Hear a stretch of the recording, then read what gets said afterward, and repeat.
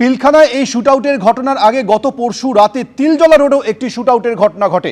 সেই ঘটনায় একজন যুবক গুরুতর জখম হয়ে হাসপাতালে ভর্তি রয়েছে। এই ঘটনায় মূল অভিযুক্তকে পুলিশ গ্রেপ্তার করেছে। সরাসরি আবির দত্ত আমাদের সঙ্গে রয়েছে। আবির,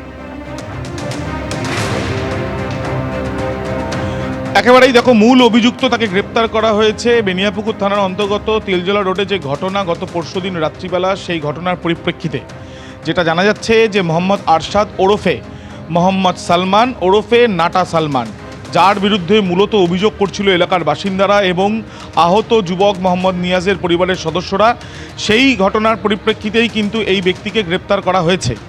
এবং এই যে মোহাম্মদ সালমান, তার বাবা, তাকেও গ্রেপ্তার করা হয়েছে, যার নাম মোহাম্মদ আনোয়ার।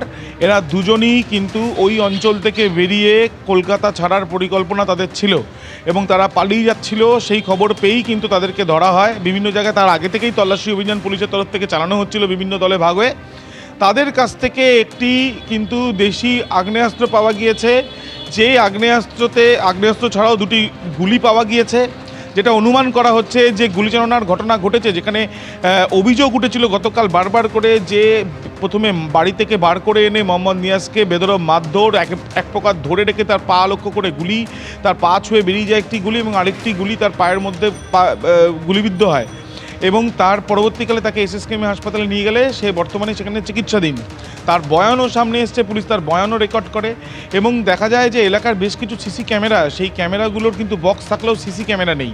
এলাকার বাসিন্দারা সেটা অভিযোগ তোলেন যে এখানে ছিনতাই থেকে আরম্ভ করে অন্যান্য ক্রিমিনাল অ্যাক্টিভিটিস করার জন্য এই অভিযুক্ত সে সেখানে দিনের পর দিন এই ধরনের সিসি ক্যামেরাগুলোকে অকেজো করে দিচ্ছে বা সেখান থেকে সেগুলো সরিয়ে দিচ্ছে এবং ছিনতাই থেকে আরম্ভ করে তোলাবাজি একাধিক অভিযোগ তার বিরুদ্ধে এলাকা থেকে তোলা হয়। সেই ব্যক্তির খোঁজ করা হচ্ছিল, গতকাল গভীর রাতে তাকে ধরা হয় এবং আজকে তার বাবাকেও ধরা হয়েছে এবং এই দুজনকেই আজকে আদালতে পেশ করে হেফাজতে চাইতে পারে পুলিশ, এমনটাই পুলিশ সূত্রে খবর।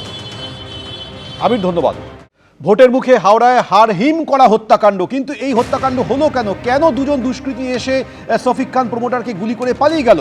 পুলিশ প্রাথমিক তদন্তে মনে করছে যে এলাকার দুই কুখ্যাত দুষ্কৃতী হারুন খান এবং রোহিতের সঙ্গে তার ব্যবসায়িক শত্রুতা হয়ে থাকতে পারে, তার জেরেই এই হত্যাকাণ্ড বলে পুলিশ সূত্রে দাবি করা হচ্ছে। এই সিসি ফুটেজ পুলিশের কাছে অত্যন্ত গুরুত্বপূর্ণ। এই সিসি ফুটেজ দেখে দুষ্কৃতীদের শনাক্তকরণের প্রক্রিয়া চলছে। যে ঘটনা ঘটেছে হাওড়ার পিলখানা রোডে, যেখানে পুলিশ ইতিমধ্যেই তদন্ত শুরু করেছে, তবে এই মুহূর্তে তদন্তে কি উঠে আসছে আমরা জানবো আমাদের প্রতিনিধি আবির দত্তের কাছ থেকে। আবির, যে ঘটনাটি ঘটেছে সেই ঘটনার পরিপ্রেক্ষিতে পুলিশের যেটা বক্তব্য, যে সেটা হচ্ছে যে এই ঘটনায় যে সিসিটিভি ক্যামেরার ফুটেজ সামনে এসছে, সেখান থেকে কিন্তু হাড়হিম করা ছবি সামনে এসছে, যে কিভাবে একেবারে রাস্তায় দাঁড়িয়ে একেবারে এক প্রকার বলা যায় যে ঘিরে গুলি চালিয়েছে এবং একেবারে হেডশট করাতে মৃত্যু হয় সেই ব্যক্তির।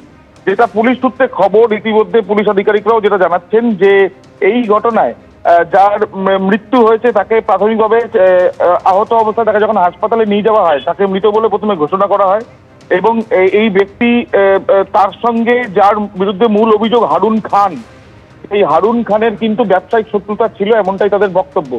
তাদের জিন্সের ব্যবসা সংক্রান্ত বিষয় নিয়ে একটা শত্রুতা থাকতে পারে বলে তাদের অনুমান এবং এই হারুন খান, যে হারুন খানের বিরুদ্ধে এর আগে একাধিক ক্রিমিনাল রেকর্ড রয়েছে, অর্থাৎ এর আগেও তার বিরুদ্ধে একাধিক অভিযোগ হয়েছে, এমনটাই পুলিশ জানতে পেরেছে। এবং এই ঘটনায় মোহাম্মদ শফিক খান, যার গুলি লাগে এবং পরবর্তীকালে হাসপাতালে নিয়ে গেলে মৃত বলে ঘোষণা করা হয়, সেই ব্যক্তি মৃত্যুর খবর সামনে আসার পর থেকে উত্তেজনার পরিস্থিতি তৈরি হয়। সেই পরিস্থিতি সামাল দেওয়া গিয়েছে বলে পুলিশের বক্তব্য এবং এই ঘটনার পেছনে কারা কারা রয়েছে সেটাও তারা খতিয়ে দেখছেন। হাওড়াতে যে হাড়হিম করা সিসি ক্যামেরার সামনে এসছে এবং সেখানে সিসি ক্যামেরার ফুটেজ যেটা সামনে এসছে, একদম আবির, যে ফুটেজ সামনে এসেছে রীতিমতো হাড়হিম করা সেই হত্যাকাণ্ড একদম সামনে এসেছে। ইতিমধ্যেই পুলিশ তা নিয়ে তদন্তও শুরু করেছে। মৃত ব্যক্তির মায়ের কি বক্তব্য শোনাবো। गोली मार दिया, पीठ में मारा, संग संग हुए गिर गया। कोई दुश्मनी नहीं है उससे, कोई दुश्मनी नहीं है। बहुत पहले का झगड़ा था, अब निभाया है उस झगड़ा को। वही हारून का साथ। अच्छा, वही मारा है। दो लड़का था, दो लड़का था, लड़का था, दो लड़का था।